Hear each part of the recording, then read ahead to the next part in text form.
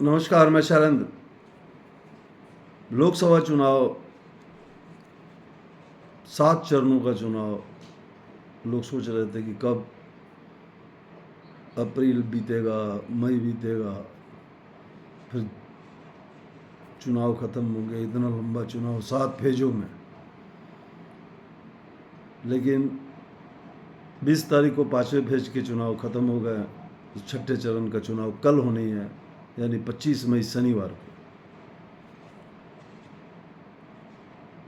कल होने वाले 25 मई शनिवार को होने वाले मतदान में 58 सीटों पर मतदान होंगे, जिसमें 889 90 में 890 में एक सीट कम, यानी 889 सीटों पर प्रत्याशी इस पर खड़े हैं। कल होने वाले चुनाव 58 सीटों पर होंगे, जिसमें 890 में एक सीट कम, यानी 889 सीटों पे इन क्षेत्रों में प्रत्याशी खड़े हैं। इन 58 सीटों पे लोकसभा चुनाव चौथा चरण 2024। लोकसभा चुनाव के छठे चरण का चुनावी शोर गुरुवार शाम को थम गया। छठे दौर में 8 प्रदेशों के कुल 58 सीटों पर वोटिंग होगी। इन 58 सीटों पर 889 प्रत्याशी मैदान में खड़े हैं और वोटिंग 25 मई को होगी। छठे दौर में जिन सीटों पर मतदान होना है, उनमें सबसे ज़्यादा 14 लोकसभा सीट इस बार भी उत्तर प्रदेश की है।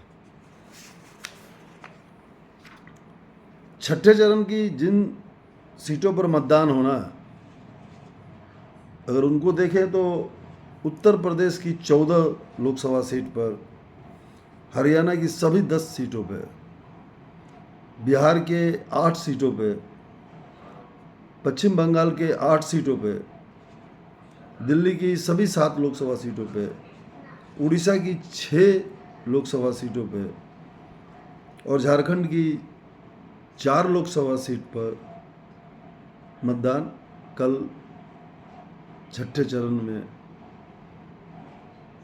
25 मई को होंगे। वहीं सबसे कम जम्मू कश्मीर में एक सीट पर वोट पड़ेंगे, एक सीट पर मतदान होगा। जो सीट है जम्मू कश्मीर के अनंतनाग राजौरी सीट है। अनंतनाग राजौरी लोकसभा सीट, जहाँ तीसरे चरण में मतदान होना था, लेकिन उसे हटा के तीसरे चरण से हटा के छठे चरण में कर दिया गया। वहाँ से पीडीपी प्रमुख महबूबा मुफ्ती मैदान में है। अब आइए देखते हैं कि 2024 का चुनाव में इन 58 सीटों पे, जिसमें 14 सीटें उत्तर प्रदेश की है, हरियाणा की 10 लोकसभा सीटें हैं, बिहार और पश्चिम बंगाल की 8 लोकसभा सीटें हैं, दिल्ली की सभी 7 सीटें हैं, उड़ीसा की 6 और झारखंड की 4 सीटें शामिल है। वहीं सबसे कम जम्मू कश्मीर की एक सीट पर भी कल वोट डाले जाएंगे, जिन पर 58 सीटों पर 889 प्रत्याशी मैदान में हैं। आइए जानते हैं कि 2019 में इन 58 सीटों पर किसकी बढ़त थी। 2019 में इन 58 सीटों में से 40 सीटों पर भाजपा ने जीत दर्ज किया था। वहीं दूसरे स्थान पर बसपा रही थी, बहुजन समाज पार्टी, जिसके खाते में 4 सीट गई थी, जबकि कांग्रेस का खाता भी नहीं खुला था इन 58 सीटों पर। पिछले चुनाव में इन 58 सीटों पर कुल 64.22% वोट पड़े थे। वहीं सबसे ज़्यादा 84.59% वोट या मतदान पश्चिम बंगाल में दर्ज हुआ था। वहीं सबसे कम मतदान 8.98% जम्मू कश्मीर में दर्ज किया गया था। कल के छठे चरण के चुनाव में एक बात तो साफ है कि 2019 में कांग्रेस का कोई लोकसभा का सांसद इस 58 सीटों में था ही नहीं, और ये 2019 का चुनाव है, उसके बाद का दूसरा ही चुनाव है, 19 के बाद 24 का ही चुनाव है। तो इसमें कांग्रेस के पास खोने के लिए तो कुछ है ही नहीं, इसलिए उसके पास एक भी लोकसभा सीट है ही नहीं।